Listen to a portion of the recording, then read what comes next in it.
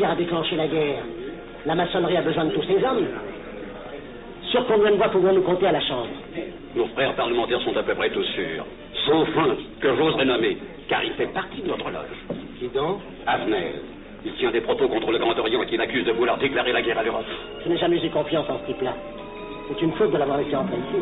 Nous pouvons encore leur amener de meilleurs sentiments. D'autres que vous réussissiez. Qui sait?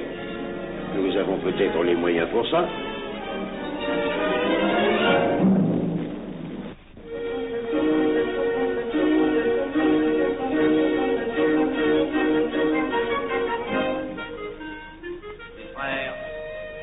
L'aviation allemande n'a pas d'appareil.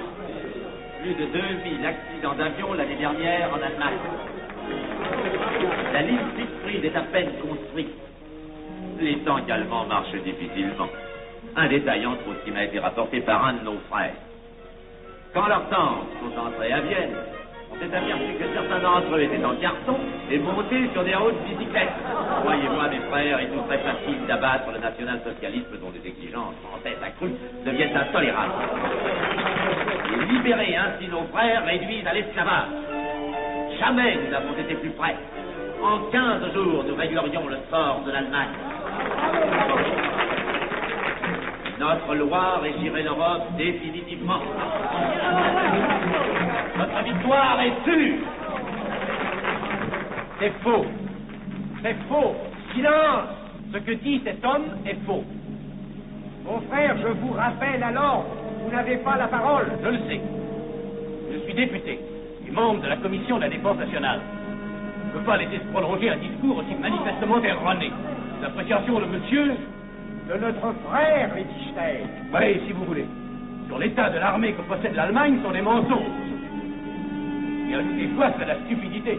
Mais pourquoi vouloir une guerre entre l'Allemagne et la France? Mon frère, vous n'avez pas la parole.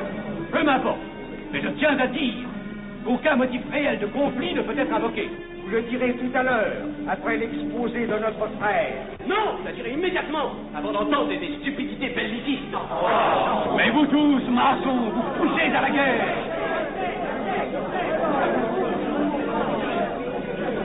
Pour que ce pays soit gouverné par vos lois, par les Juifs et la maçonnerie surtout.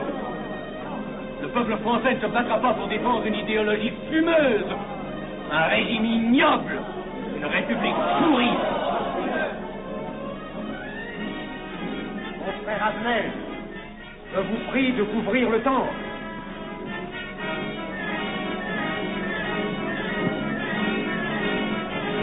Vous êtes tous des menteurs et des faussaires. Tout chez vous n'est qu'une sinistre comédie.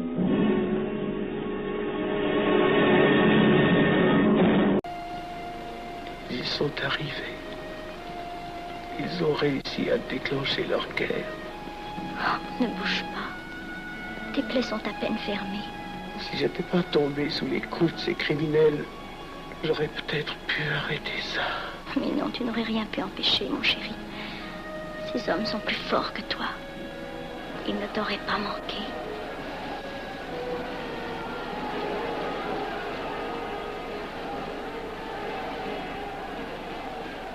Qu'est-ce que c'est?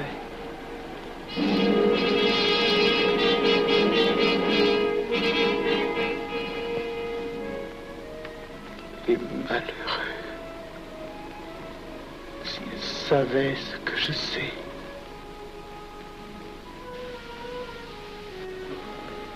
Mes frères, nous pouvons affirmer en toute sérénité que la franc-maçonnerie universelle a présentement atteint son but.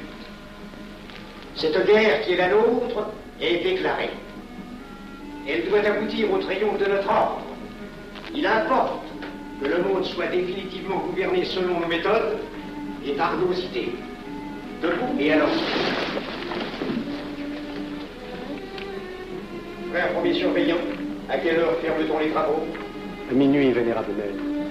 Quelle heure est-il, frère second surveillant? Minuit, vénérable maître. Puisqu'il est minuit et que nous avons accompli notre œuvre, je déclare les travaux clos à mon coup de maillet. Retirons-nous en paix, mes frères, sous la loi du silence.